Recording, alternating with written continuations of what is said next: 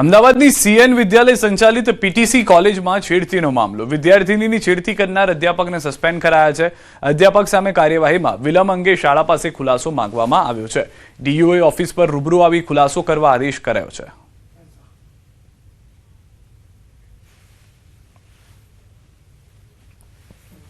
CN વિદ્યાલયમાં આજે management અને આચાર્યશ્રીને ઉપસ્થિત રહી ખુલાસો રજૂ કરવા માટે જણાવ્યું છે કે દીકરીએ ક્યારે આપને ફર્સ્ટ ટાઈમ આ પ્રકારની ઘટના બન્યા પછી જણાવ્યું હતું અને ત્યાર પછી આપે શું કાર્યવાહી કરી હતી તે બાબતો લેખિતમાં જણાવવા માટે આધાર પુરાવા સહિત જણાવવા માટે જણાવેલું છે. મહેસાણાના કડીમાં થોડાક દિવસ પહેલા ક્ષત્રિય યુવક પર ઘાતકી હુમલો થવા મામલે ક્ષત્રિય સમાજ આકરા પાણીએ છે. આ ઘટનાને 25 દિવસ વીત્યા હોવા છતાં કોઈ નક્કર કાર્યવાહી ન થતા આરોપીઓને કેમ છાવરવામાં આવી રહ્યા છે તેવા આક્ષેપ સાથે ક્ષત્રિય સમાજના આગેવાનોએ રેલી યોજી મહેસાણા કલેક્ટરને આવેદનપત્ર પાઠવ્યું. તો બીજી તરફ કોંગ્રેસના પૂર્વ ધારાસભ્ય બળદેવજી ઠાકોર અને આગેવાન અભિજીતસિંહ બારડે પોલીસની કામગીરી અને રાજકીય દબાણ અંગે ગંભીર સવાલો ઉઠાવ્યા. ક્ષત્રિય આગેવાનોનો સ્પષ્ટ આક્ષેપ છે કે કોઈ રાજકીય માથું આ ગુનેગારોને છાવરી રહ્યું છે, જેના કારણે પોલીસ તંત્ર ઢીલી નીતિ અપનાવી રહ્યું છે. તો હવે આ સમગ્ર મામલે આક્રોશ વધતા મામલો વધુ ઉગ્ર બને તેવા એંધાણ છે. 25 દિવસ પહેલા કડી મુકામે જે બનાવ બન્યો અને મનીષભાઈના દીકરા યુવરાજને જે ઢોર માર મારવામાં આવ્યો, જે કૃત્ય તમે કદાચ કેમેરામાં જુઓ તો આપણે જોઈ પણ ના શકીએ. એના શરીરની અંદર 40 ફ્રેક્ચરો કરવામાં આવ્યા છે. છતાંય આ મહેસાણાની પોલીસ એ સાચી તપાસની દિશા તરફ જતી નથી. ક્ષત્રિય સમાજના યુવાન ઉપર જે હુમલો કરવામાં આવે છે એમાં ગંભીર ઇજાઓ પહોંચે છે. આજે દીકરાની હાલત ખૂબ નાજુક છે, હોસ્પિટલાઇઝડ છે. એટલે આ ગુના સંદર્ભે જે પણ આરોપીઓ છે આજે પણ નાસ્તા પડતા છે, એમના ઉપર તાત્કાલિક એક્શન લેવામાં આવે. માલધારી, રબારી, ભરવાડ અને ચારણ સમાજના લોકોને અનુસૂચિત જાતિના દરજ્જામાંથી દૂર કરવાની કાર્યવાહીના સમાચાર સામે આવતા સમાજમાં સરકારના નિર્ણય સામે રોષ જોવા મળી રહ્યો છે.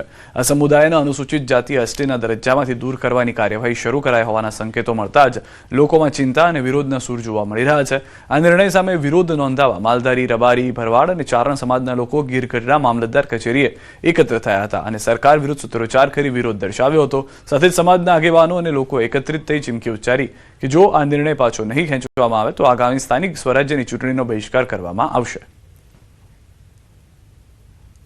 અને અમારું એવું કહેવાનું છે કે ભાઈ અમને અન્યાય થાય છે. આજે કનુભાઈ 4 તારીખે બોલ્યા કે એસટી નો દરજ્જો આનો લઈ લેવો જોઈએ ને આપણે આને ઓબીસી માં લઈ લેવા, તો આ આજકાલનો જ નથી, 1956 થી છે. આ આંબેડકરે આ ન્યાય અમને આપેલો છે.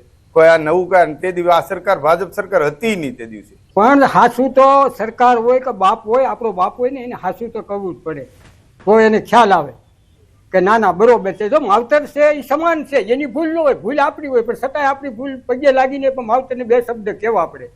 તો સમાજ ડિસ્કો કરે છે એ બરોબર છે, પણ હવે તો સરકારે ડિસ્કો આપ્યો એટલે ડિસ્કા બંધ કરો. સમાજ કરે એને કરવા દો. સરકાર માટે એ નફરત છે. પછી 1956 નું કયો ને, 1956 તો હું ટ્રેન્ડ દુનિયામાંથી કાઢીને બતાવું. એવા તો 56 વિયા ગયા, હૈકાના હૈકા વિયા ગયા. ભાજપ સરકારની જે નીતિ અને રીતિ, જે સમાજ માલધારી સમાજ પ્રત્યે જે એને જે કઈ આ વલણ અપનાવ્યું છે કનુભાઈ દેસાઈ દ્વારા, જે કહેવામાં આવ્યું કે આ સમાજને એસટીના પ્રમાણપત્રો રદ કરવામાં આવે, પણ અમારા મૂળભૂત અધિકારો છે સારણ, રબારી અને ભરવાડ. આજે અમે 400 થી 500 માણસ અત્રે ઉપસ્થિત થયા છે. ગીરગઢડા મામલતદાર કચેરીએ આવેદનપત્ર આપવામાં આવ્યું છે. ભાવનગરના ઘોઘા પંથકમાં પ્રેમ લગ્નનો કરુણ અંત આવ્યો છે. 3 શખ્સોએ જાહેરમાં જ યુવક પર છરીથી હુમલો કરી મોતને ઘાટ ઉતાર્યો. પોલીસ તપાસમાં ખુલ્યું કે પ્રેમ લગ્નથી નારાજ યુવતીનો પરિવાર યુવકને અવારનવાર ધમકી આપતો હતો. કોર્ટ મેરેજની અદાવતમાં પિતાએ જ જમાઈની હત્યાનું ષડયંત્ર ઘડ્યું, જે બાદ 3 શખ્સો દ્વારા યુવક પર જાહેરમાં હુમલો કરાયો. પોલીસે ફરિયાદના ગણતરીના કલાકમાં 2 આરોપીઓને દબોચી લીધા, જ્યારે મુખ્ય આરોપી એવા યુવતીના પિતાને પકડવા ચક્રો ગતિમાન કર્યા છે.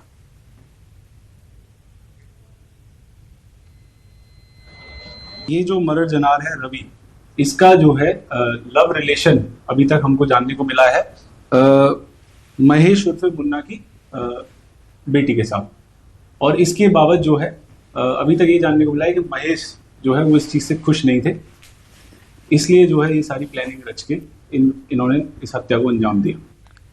ઉમરેઠ વિધાનસભાના પેટા ચૂંટણીના ઉમેદવાર તરીકે હર્ષદ પરમારની પસંદગી કરવામાં આવી છે, ત્યારે તે જિલ્લા ભાજપ સંગઠનના કાર્યાલય ખાતે પહોંચ્યા હતા.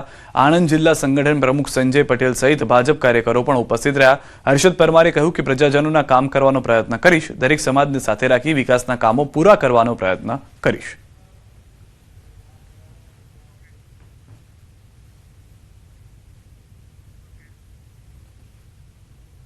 ની જે ઉમરેઠ વિધાનસભાની ચૂંટણી છે એમાં પેટા ચૂંટણી માટે ગોવિંદભાઈ પરમાર જે બીજેપીના ધારાસભ્ય હતા એમના પુત્ર હર્ષદ પરમારની પસંદગી થઈ છે. આપણી સાથે હર્ષદ પરમાર છે.